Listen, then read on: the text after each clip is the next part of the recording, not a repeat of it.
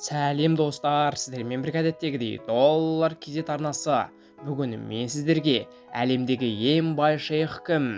Шөл даланы Дубайға айналдырған тұлға жайлы айтатын боламын. Дубай әлемдегі ең жылдам дамып келе жатқан қалалардың бірі.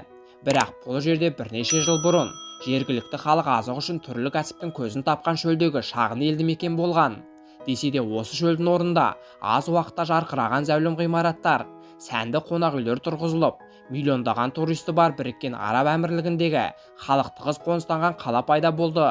Дубайдың шөл даладан байлық пен сән салтанаттың қаласына айналуына кімдердің үлесі зор болған. Дубай алып қалаға айналмай тұрып, халқы немен айналысқан? Дубай Парсы шығанағы жағалауында орналасқан.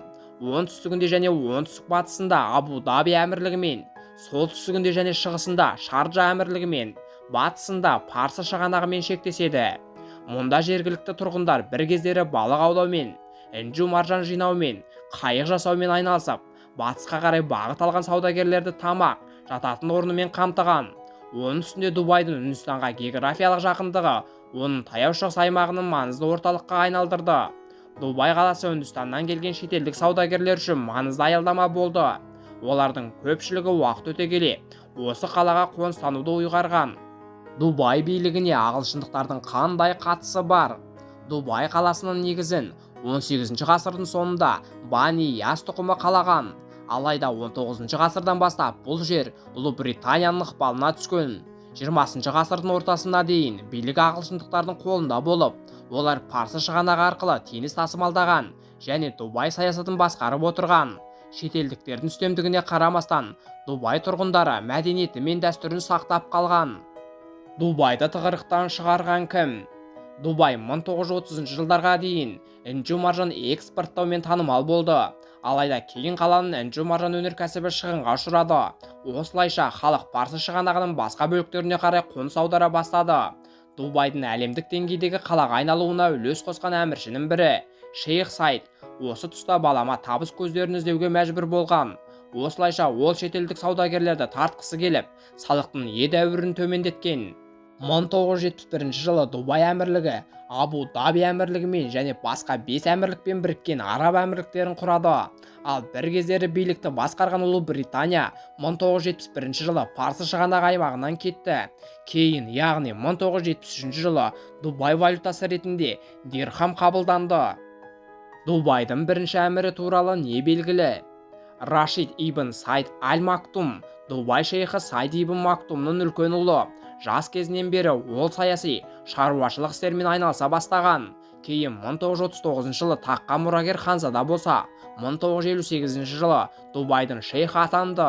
Оның кезінде Дубайда алғашқы заманауи магистраль, Аль-Мактум көпірі, теңіз айлағы, Джебел Алидегі екінші айлақ, Дубайдағы дүниежүзілік сауда орталығы, Джебел Роктағы еркін сауда аймағы салынды.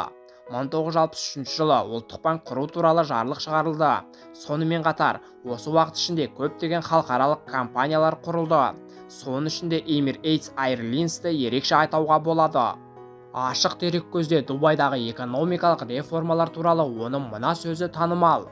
Атам түйе мінген, әкем түйе мінген, мен Мерседеске міндім, ұлым Land Roverге мінеді, оның ұлы да Land Roverге мінеді, бірақ оның ұлы түйеге мінеді.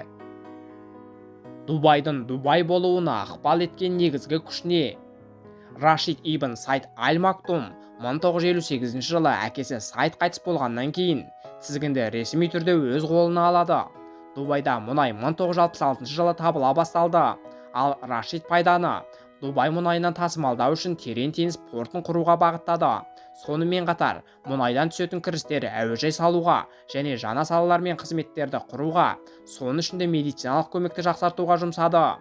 Рашид өз билігі тұсында 1971-1990 жылы Біріккен Араб Әмірлігінің вице-президенті және 1979-1990 жылы премьер-министр болды. Бірақ кейін денсаулығы нашарлап үлкен ұлы, сол кездегі премьер-министрдің орынбасары Шейх Мактумды мұрагер етіп тағайындады. 100-ден аса көлігі, бірнеше елде резиденциясы бар Дубайдың қазіргі шейхі туралы не белгілі? Мұхаммед ибн Рашид ибн Сайд аль-Мактум, Дубай әмірлігінің билеушісі, 2006 жылдан бері Біріккен Араб Әмірлігінің премьер-министрі және вице-президенті. Ол Шейх Мұхаммед деген атпен де танымал. Мұхаммед 1949 жылы 15 шілдеде Рашид бин Сайд Әл Мактумның 3-ші ұлы болып дүниеге келді. Ол билікке араласа бастағаннан-ақ саяси көшбасшы ретінде Дубайды әлемдік деңгейдегі астанаға айналдыруды көздеді. Сондықтан бірқатар халықаралық кәсіпорынның, соның ішінде Emirates әуе компаниясының, Jumeirah Group туристік холдингінің және DP World конгломератының бастауында тұрды. Шейх Мұхаммед Дубайдағы ең биік ғимарат Бурдж Халифаның құрылысын жеке өзі бақылаған. Дубайдың дамуына бірден-бір атсалысқан Шейх Мұхаммедтің әлемдегі ең бай, танымал 5 шейхтің қатарында екені туралы да деректер бар.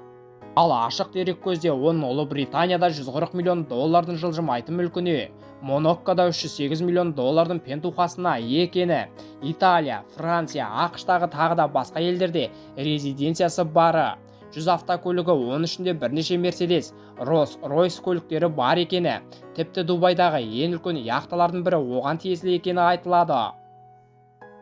Достар, осымен видеомыз өз мәресіне жетті. Сіздерге пайдалы ақпаратты бере алдым деп ойлаймын. Менің арнамнан басқа да пайдалы ақпараттарды көре аласыздар. Сіздермен бірге болған $KZ арнасы. Видео ұнаса, сіздерге пайдалы болса, арнаға тіркеліп, лайк басып мені қолдап қойыңыздар.